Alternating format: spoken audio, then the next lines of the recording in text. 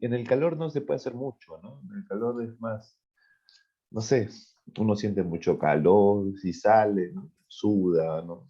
Muy pesado es el calor. En cambio, el frío, mira ahorita, qué bonito es salir a correr con este clima, ¿no? Qué bonito es. Bueno, chicas, está bien, está bien.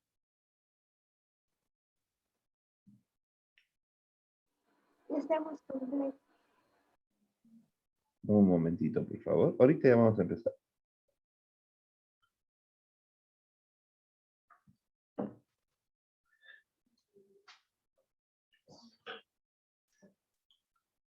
Ok, veamos quiénes están. Creo que ingresaron todos, ¿no? A ver, veamos. 9 del 6. Miguel, sí está. Eduardo también. Alejandro, no te veo, Alejandro. Yamil también. Leonel, Leonel también. Hani, Víctor, ¿dónde estás, Víctor? Ah, ya te vi, Víctor. Muy bien, Víctor. Y Angelito. Chicos, nuevamente les digo a todos, envíen sus evidencias. Víctor, te estás acumulando tareas nuevamente. Envía, por favor, tus evidencias. Si no, Ya, vamos a tener profesor. problemas, Víctor. Se está acumulando la tarea. Tienes que enviar tus evidencias, Víctor. Y no es difícil, el envío de evidencias no es difícil, no es la gran cosa. Solamente es cuestión de tomarle foto a las fichas que trabajan y eso se envía. Esos son tus evidencias, no es otra cosa que eso. ¿De acuerdo, chicos? Envíen, por favor, sus evidencias. Muy bien, vamos entonces a empezar con la clase el día de hoy. El día de hoy vamos a comenzar a hablar acerca de algunas culturas. Vamos a empezar a hablar acerca de las primeras culturas, ¿no? Del Perú. ¿Está bien? Un momento, cerrar mi cuaderno. Listo, el día de hoy toca hablar acerca de Chavín y Paracas. Uy, qué bonita escultura. Chavín y Paracas. Ok, empecemos entonces. Todos pueden ver Profe, mi pantalla, está por ¿cierto? la computadora. ¿Cómo, Miguel? Yo también está por la computadora, profe. No te escucho bien, Miguel. Yo fui a Paracas. A Paracas. Uy, ya.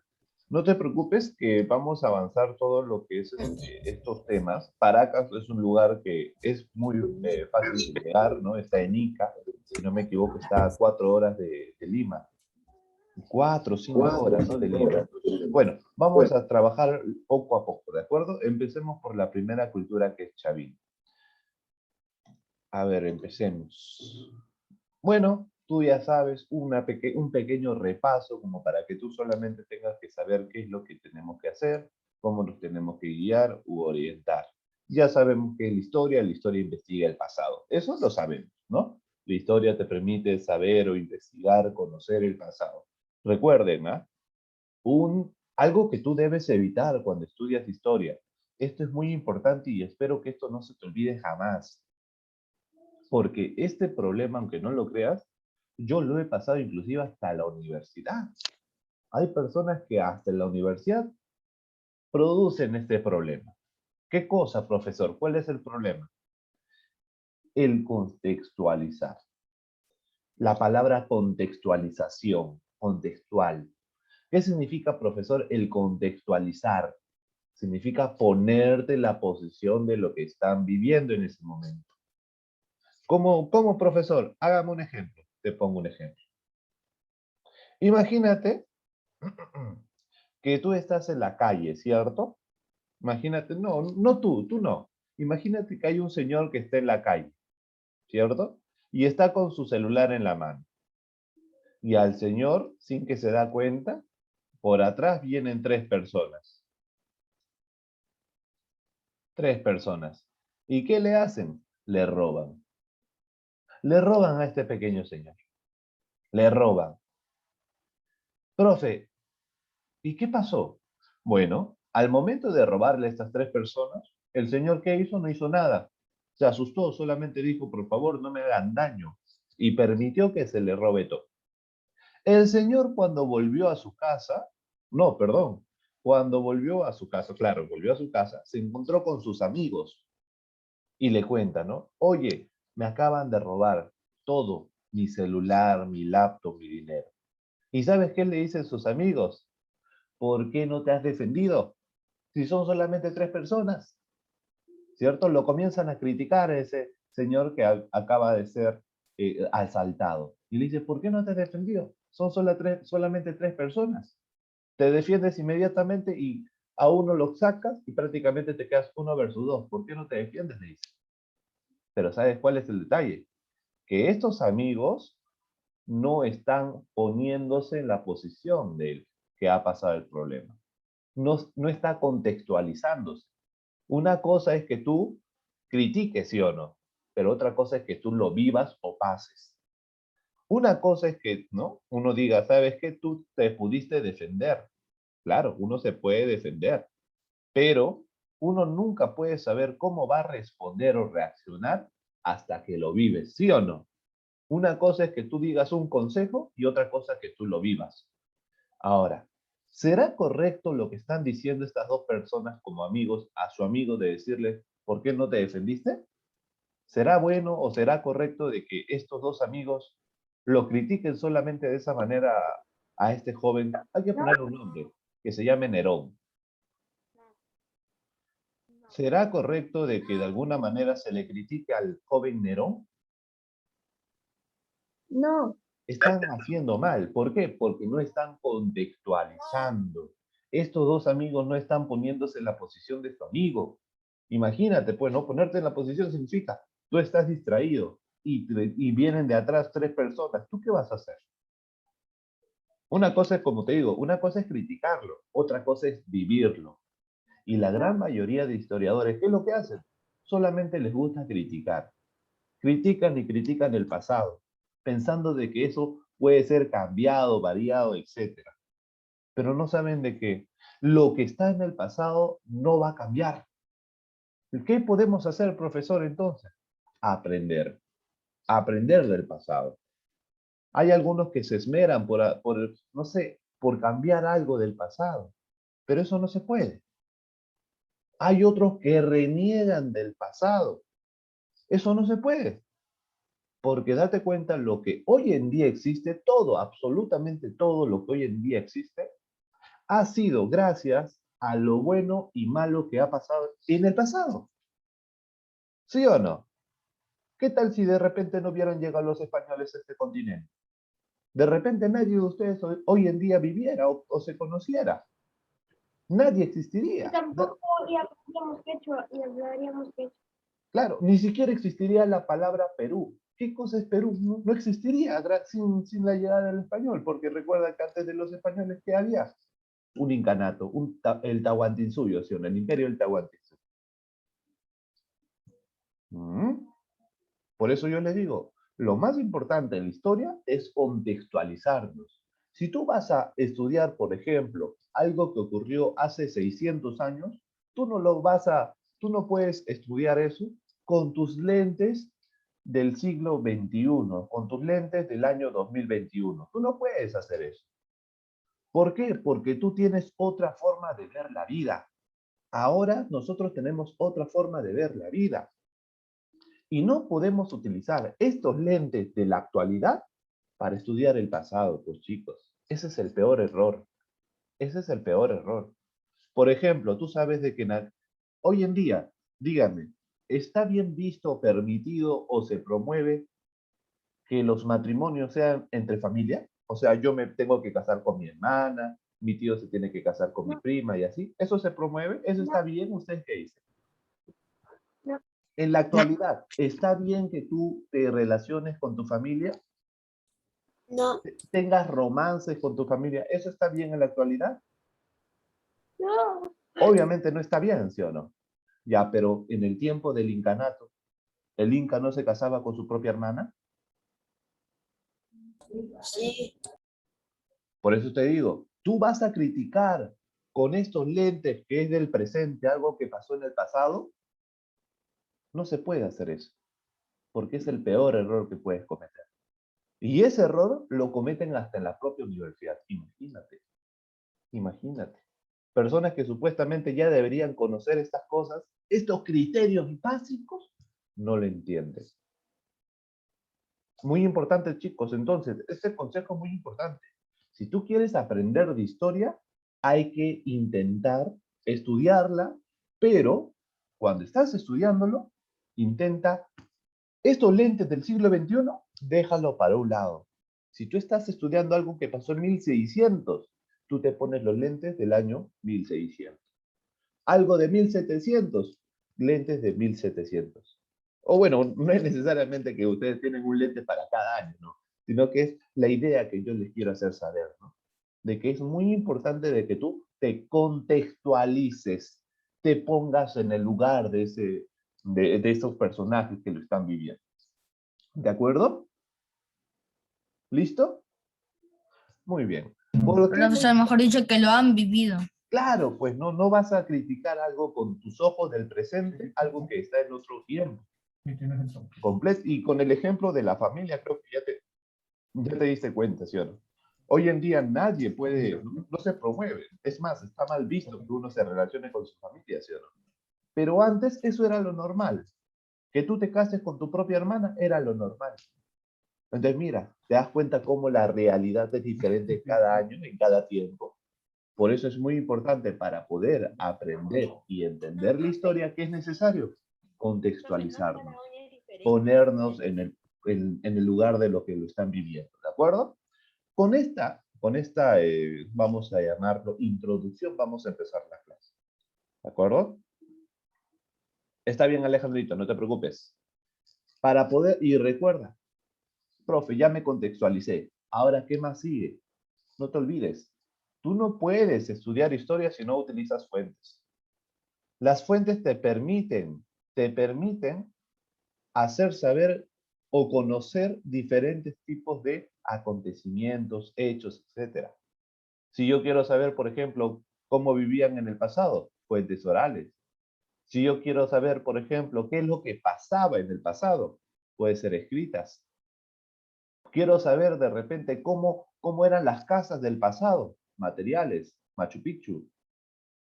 Quiero saber, por ejemplo, cómo vivían los primeros pobladores. Recuerda, los primeros pobladores hacían dibujos en las cuevas, ¿sí o no? ¿Eso no son imágenes? Ahí está, fuente audiovisual.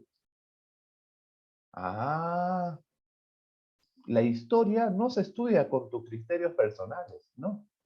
Tú no puedes estudiar la historia por tu propio criterio, ¿no? Utiliza fuentes, porque si tú no utilizas fuentes y estás hablando de historia, lo que tú estás diciendo no es nada válido.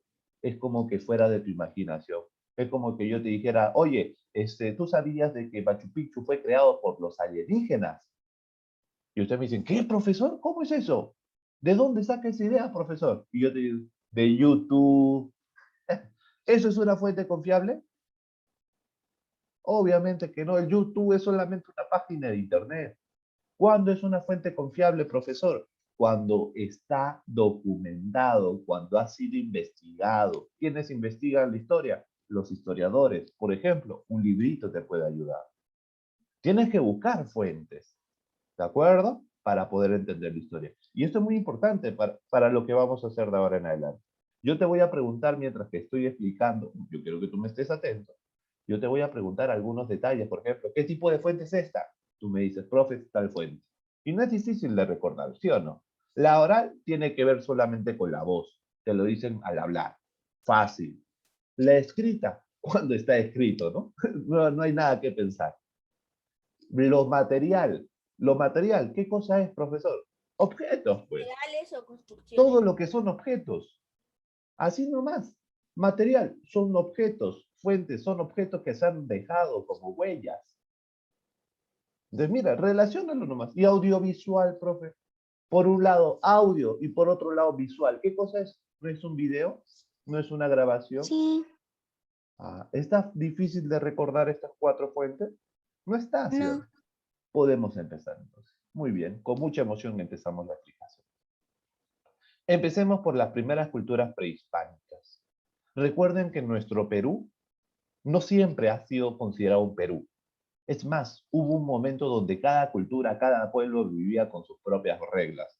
Ni siquiera sabían que más adelante se iban a organizar, iban a formar lo que es el Perú. Pero debemos recordar algo muy importante, que nosotros debemos, o vamos a, en este caso, organizar a las diferentes culturas en periodos, ¿de acuerdo? ¿Cuáles son esos dos periodos en los cuales los vamos a organizar? La primera son horizontes y los segundos son intermedios. Profe, ¿cuál es la diferencia entre horizonte e intermedios? Cuando son horizontes, cuando las culturas, cuando están dentro de un horizonte, cuando las culturas generan influencia en los demás, no solamente para ellos, sino generan influencia para los demás. Es como, por ejemplo, vamos a tener el ejemplo de las familias. Por ejemplo, yo soy Yair Briseño, mi familia es los Briseños, ¿cierto? Ya. ¿Qué pasa con los briseños? Los briseños tienen sus propias reglas, pero estas reglas no solamente quedan para la familia briseño, sino quieren que las demás familias que viven cerca de la familia briseño también adopten estas reglas. Entonces, mira, esta familia está influenciando a las demás. Cuando una cultura tiene esa característica, está dentro de un horizonte. ¿De acuerdo? Pero en viceversa, cuando una cultura no tiene interés en generar influencia en los demás, solamente les preocupa sus características propias, eso es un intermedio. Listo, nada más. Vamos a hablar. ¿Alguna preguntita? Profe, ¿cuál Te es escucho, mejor? Miguel. Horizonte intermedio. Intenta, por favor, acercarte a tu micrófono, que te escucho muy bajito, Miguel. ¿Cuál es mejor, el horizonte o el intermedio? Ah, bueno, aquí no podríamos decir cuál es mejor. Esto es solamente parte de una característica de las culturas. Mejor o peor, aquí no hay. Solamente estamos viendo cómo es que algunas culturas han influenciado a otras y cómo es que algunas culturas solamente se han encargado de sus características propias, ¿de acuerdo? De esa manera solamente las estamos diferenciando o dividiendo, ¿no? Por así decirlo. En este caso, por ejemplo, Chavín, bajo esta característica sería un horizonte. Estaría dentro de un horizonte. ¿Por qué? Porque Chavín influenció a otras culturas, como los mochicas, como los tiahuanacos. Y ahorita te voy a hacer saber por qué. ¿De acuerdo? No te preocupes. Vamos a empezar con, para mí, Chavín y Paracas son unas culturas fantásticas. Y ahorita te voy a explicar. Especialmente, no hay especialmente, para mí las dos son fantásticas. Mira, observemos aquí. Ayúdame, por favor, con la lectura, Angelito. Solamente el primer párrafo. Puedes empezar.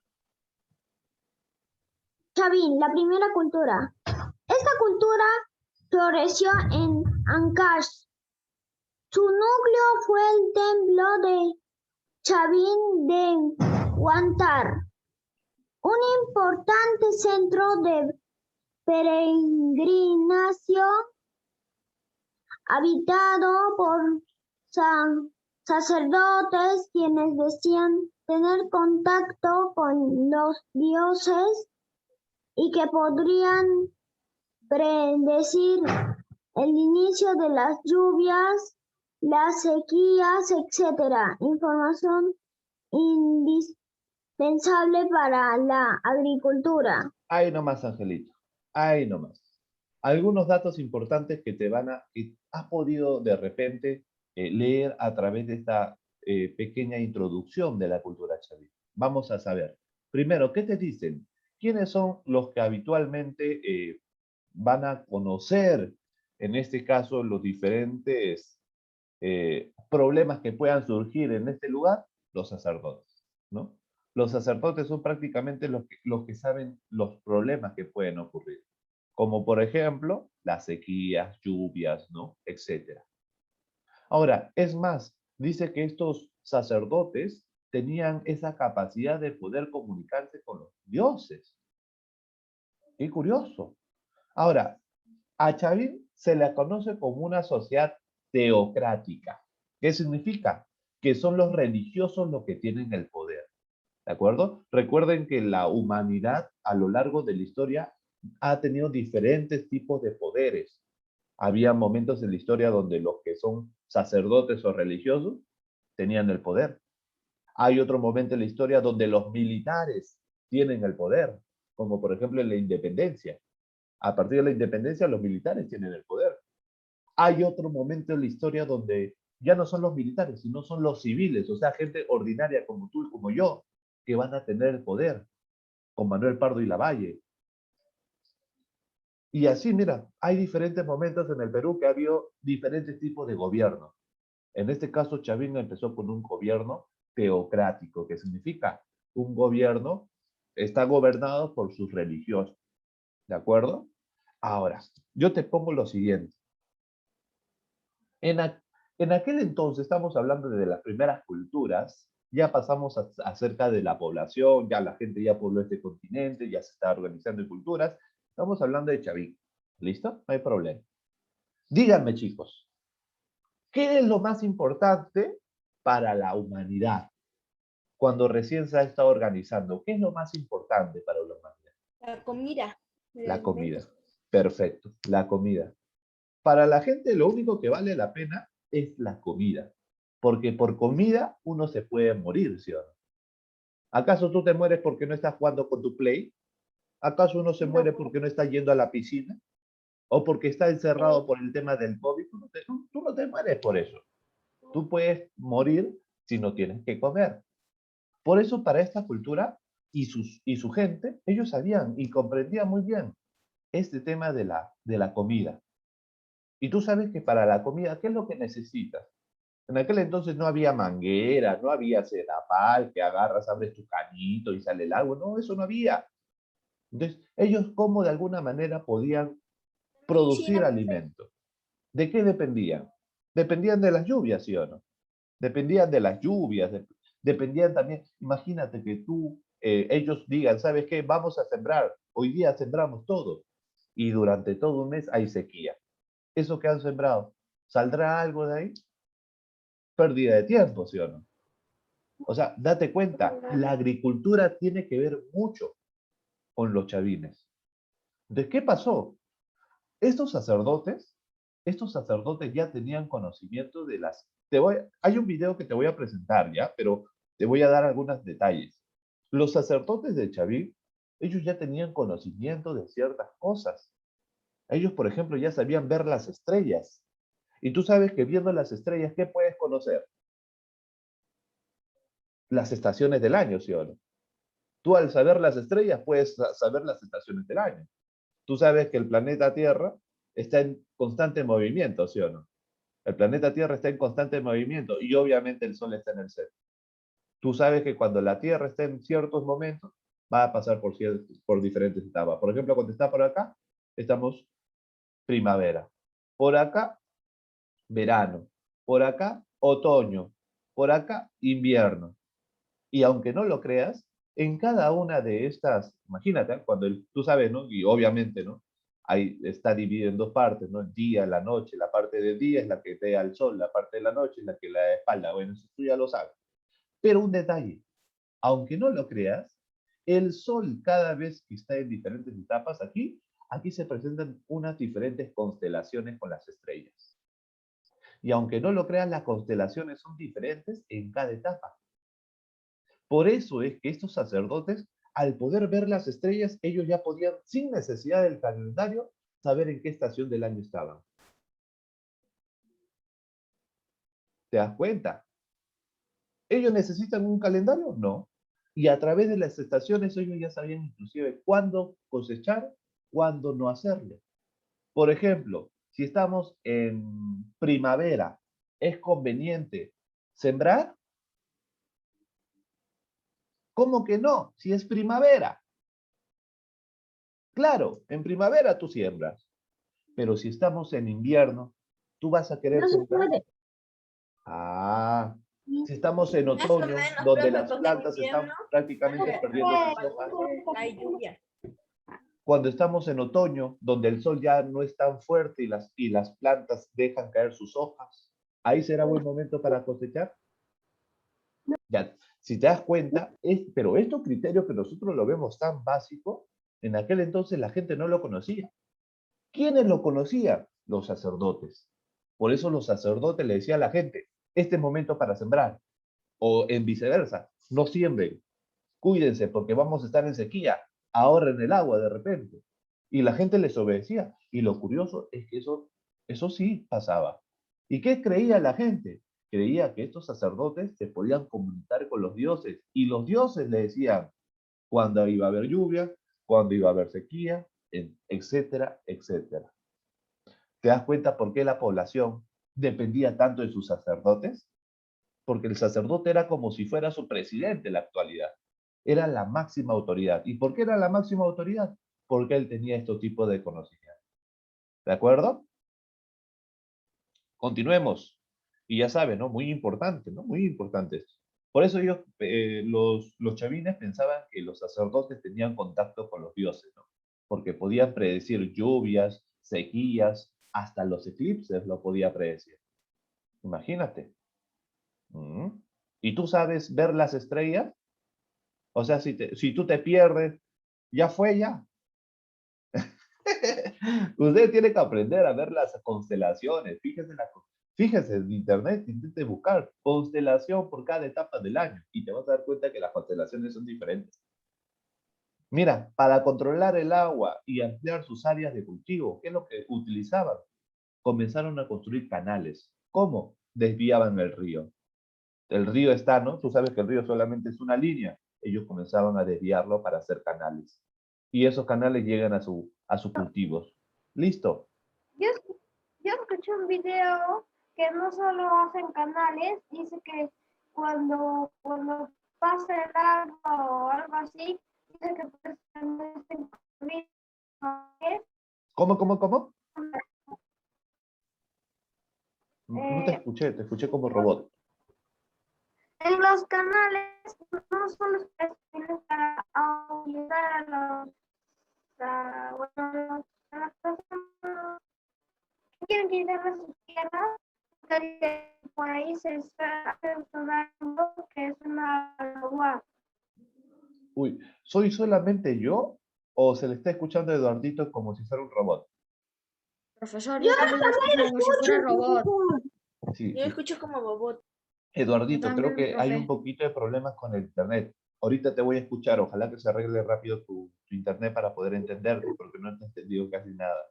A ver, voy a terminar de explicar aquí ya, para que no nos gane el tiempo. Mira. A ver, ¿qué dice? Y aparte de construir, mira, aparte de desviar el río y hacer canaletas, ellos también hacían reservorios, o sea, donde almacenaban alimentos. Y lo bueno es que como estaban en Ancash, un lugar de tanto frío, no había problema de mantener el alimento, era como una pequeña refrigeradora. Pero dicen que ellos destacaron en la escultura en piedra, imagínate, la escultura en piedra. Como por ejemplo, ahorita vas a ver todos los trabajos que han hecho en piedra, en cerámica y en orfebrería. Ellos, los chavines, fue una de las primeras culturas que comenzaron a utilizar los metales. Es más, se han encontrado muchos rastros de los chavines que ellos han hecho objetos hechos de oro, hechos de plata. Imagínate. Y acá lo podemos ver a los chavines, ¿no? Si yo te pregunto cuál es la ubicación o la extensión de los chavines, es esta parte verde. Por la parte costa, o sea, por la parte cerca al mar, ¿desde dónde se extiende hasta dónde, profesor? Bueno, desde la parte costa se extiende, si decimos, ¿no? Desde el sur, desde Ica. Desde Ica.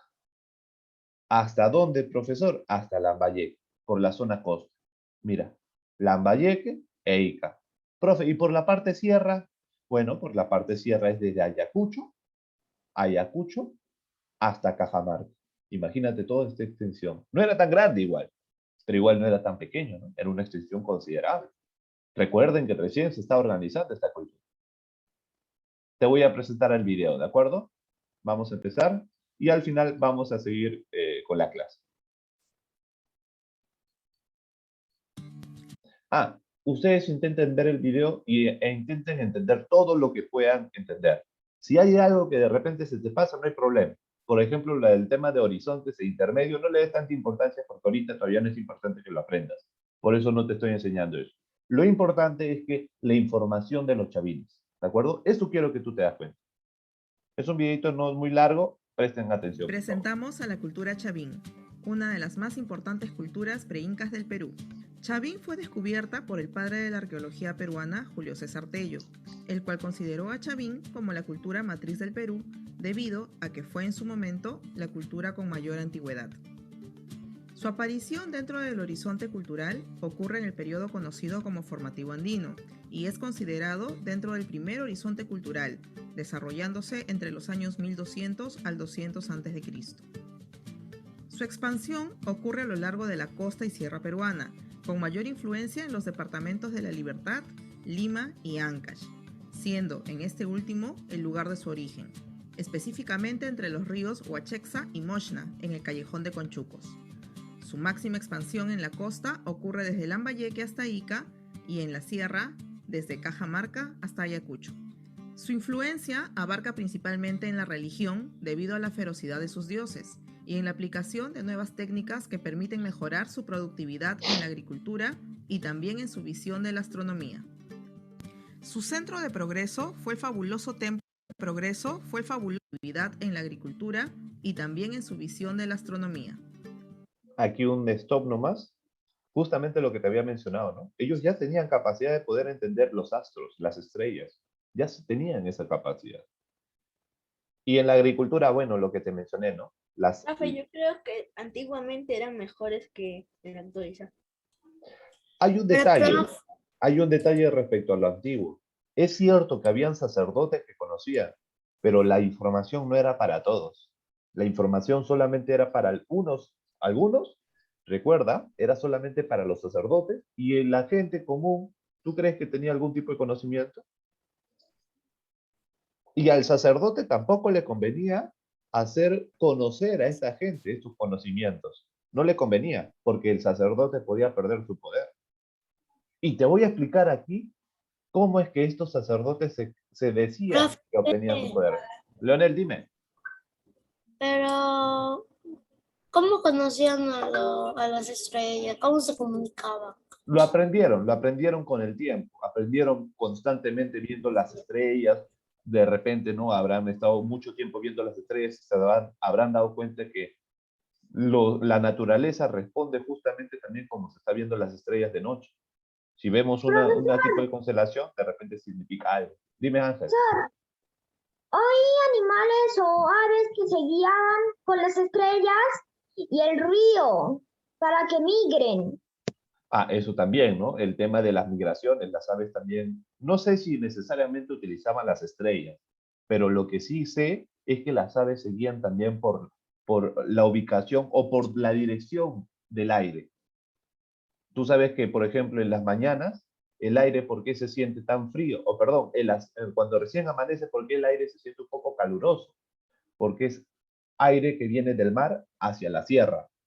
Pero a partir de las 4 o 5 de la tarde, ¿por qué se siente un poco frío? Porque es el aire que viene desde la sierra hasta el mar. Es una ida y vuelta. Entonces, imagínense, ¿no? Bueno, vamos a continuar, chicos. Su centro de progreso fue el fabuloso templo de Chavín de Huántar, ubicado a 3.180 metros sobre el nivel del mar. Fue una sociedad clasista, siendo la figura predominante la del sacerdote, quien se erigía como parte de un grupo privilegiado con poder político, religioso, económico y social. Recuerden que el sacerdote tenía este poder político de gobernar prácticamente a todos, con poder religioso porque él también hacía saber, ¿no? Las divinidades, el poder económico y social porque él se hacía responsable de todo lo que ocurría. La gente solamente consumía, ¿no? La gente solamente esperaba las decisiones del sacerdote. El sacerdote era el que tenía el conocimiento. Al ser una sociedad teocrática en donde se gobernaba en nombre de un dios o de una fuerza superior, el sacerdote, como su representante, debía ser cultivado en conocimientos de astronomía, agricultura, ingeniería hidráulica, medicina y ciencias en general, contribuyendo con estos conocimientos a lograr el bienestar de la población, legitimando así el poder de la élite sacerdotal sobre las demás clases sociales. O sea, aquí te das cuenta de que el sacerdote no solamente tenía el poder, sino que él, al hacer que la gente esté feliz con sus decisiones, él hacía que su poder aumente. Él hacía que la gente diga, no, el sacerdote está haciendo su trabajo, está bien que siga así. Es algo así como en la actualidad, ¿sí o no? En la actualidad, ¿cuál es nuestro problema? El COVID. ¿Y qué es lo que está pasando con el COVID? Los presidentes intentan darle solución, ¿sí o no?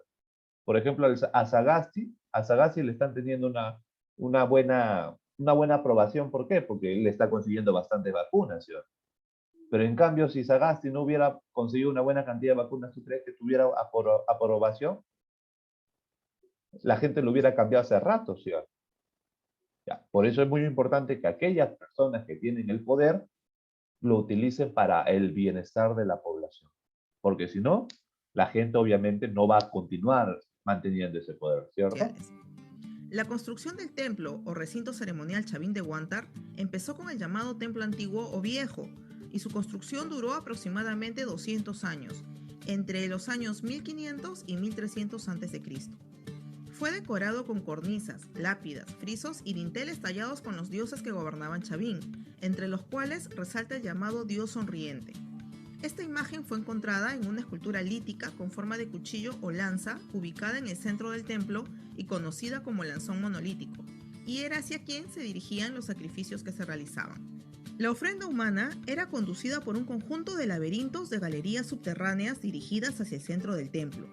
Durante el trayecto se escuchaba un sonido estruendoso que simulaba el rugido de los jaguares. Dicho sonido generaba temor y miedo al pueblo que aguardaba expectante a las afueras de los muros. Sin embargo, aquel aterrador sonido no era otra cosa que un sistema de canales de agua subterráneos y diseñados para producir dichos ruidos. Ahora, recuerden chicos, ahí te están mencionando un tema, ¿sí o no? Que ellos pasaban... Dime. No quería decirle eso. Ah, ya. Bueno, justamente hemos llegado a este tema. Aquí te tengo que decir algo importante. Esto es una especie de templo en el cual, o estas galerías eran galerías necesarias para pasar, para poder, en este caso, aunque no lo creas, servían para poder controlar a la gente. Había gente que decía, ¿sabes qué? ¿Cómo tú puedes tener el poder siendo sacerdote? ¿Cómo lo has obtenido ese poder? Le preguntaban, pues. Y el sacerdote te decía, tienes que pasar por este ritual. ¿El ritual en qué consistía? Te hacían tomar una bebida y después te hacían ingresar a esta galería. Y esta bebida que te hacían tomar era conocido como el San Pedro. Era una bebida hecha de cactus y tiene propiedades alucinógenas. La gente ni bien toma el San Pedro tiene náuseas y comienza a alucinar. Imagínate, en plena alucinación, les metían a estas galerías y comenzabas a escuchar el sonido del jaguar.